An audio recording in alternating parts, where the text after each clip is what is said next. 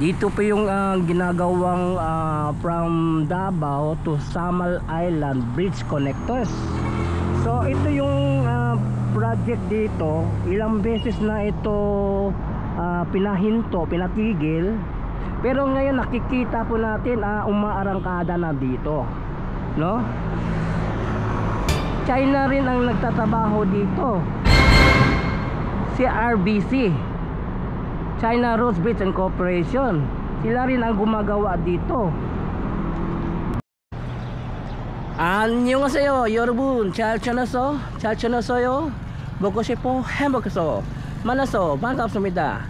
Welcome to my channel, Crispy Core TV. Please subscribe, like, and share.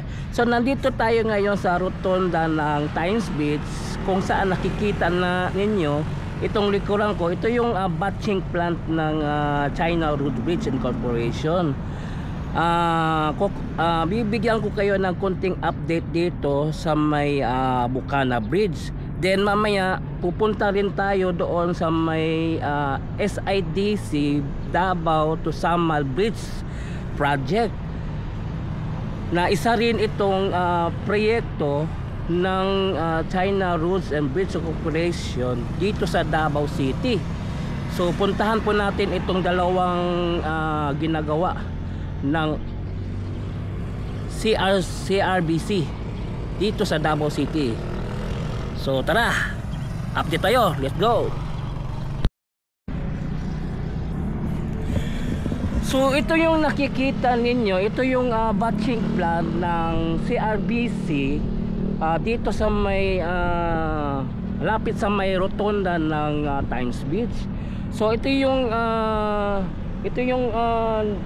nagme-mix sila ng mga semento para gamitin doon sa may Bukana Bridge na gagawing karugtong galing sa south to north patungong Boulevard, no? So ito po yung batching plant ng China Roads and Bridge Corporation. Kunting kaalaman dito, no, sa kailan nag-start ang proyekto dito. Nagsimula ang proyekto noong February 2024. Doon na nag-umpisa yung paggawa ng bridge ng Bukana. Dapat sana itong proyekto ito, nagsimula sana sila noong November 18, 2023. Kaya lang may nagkaroon ng problema dahil sa agawan ng West Philippine Sea ng Philippines at China. Nagkaroon ng higwaan. So medyo na-delay yung paggawa ng proyekto dito. Hanggang sa nakikita ko noong December, nagkaroon na ng mga kagamitan naka-standby dito. Parang hudyak na yata ito mag-uumpisa na sa paggawa ng bridge dito sa Bukana. Kaya simulan ng pagtayo ng tulay February 2024. Tapos araw-araw, every week kami nag-update dito, na bantayan namin yung bawat galaw sa bridge na ganyan ginagawa nila ngayon. Hanggang sa ngayon natapos na itong tulay ng Bukana. Ang masakit lang, itong tulay, walang piso na nilabas ang pamahalaan ng Pilipinas o kahit kahit kusing, dahil sa kagandahang loob ng pag-ugnayan ni PRD sa China. Maganda yung pagkikitungo niya, kaya itong itong tulay ni Grand ng China.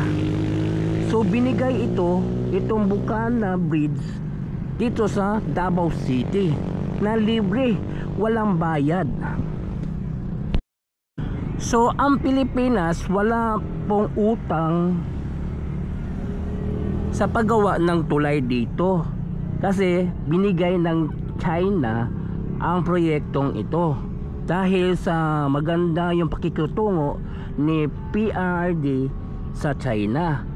Ngayon natapos na itong tulay, ilang beses ito na naunsami sa paggawa, hindi niya recognize itong China, gusto niya girahin yung China. Ang sa katotoo lang kay PRD itong legacy. So totally itong lahat na ginawa dito under ito kay PRD na proyekto, no?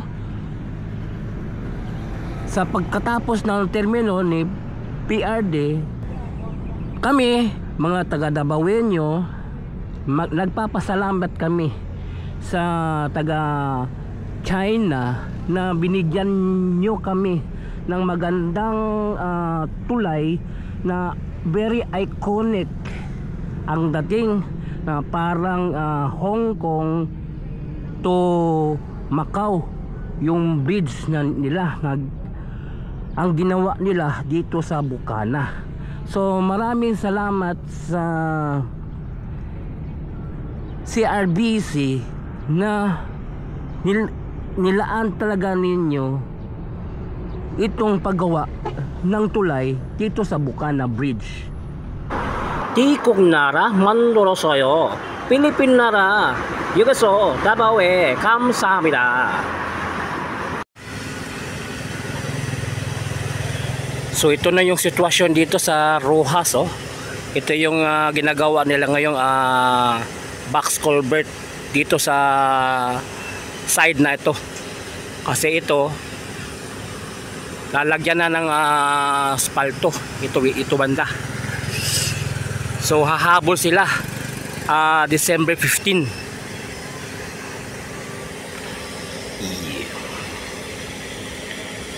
So konting pasilip lang po dito. So ito po yung Maharlika Road, Lanang, SIDC. Dito po yung ginagawang from Davao to Samal Island Bridge Connectors. So ito yung project dito. Ilang beses na ito pinatigil. Pero ngayon nakikita po natin umaarangkada na dito, no? China rin ang nagtatrabaho dito. CRBC, China Roads Bridge and Corporation, sila rin ang gumagawa dito. Ngayon aangkinin mo naman itong project na ito. Baka aangkinin mo ito. Hindi to sa'yo. Oh, BBM 미쳤어 머리카락 다르르 진짜 그래. Grabe, wala akong masabi sa'yo. Ikaw na yan, ikaw na talaga, wala nang iba. Baka angkinin mo naman itong project dito from Davao to Samal Island Bridge Connectors, no? Yan, ito po yung project dito ng Davao City. So yun, nakita natin yung dalawang project ng China Road Bridge and Corporation, Bukana and Samal Island Bridge Connectors. So ito na po yung project dito, no? So yun, hanggang dito lang yung update natin. Please subscribe to my channel, Chris Bicol TV. I-follow po na akong Facebook page, Chris Bicol FB. So thank you for watching. Kamsahamnida, annyeong, and God bless you all. Sarangeyo.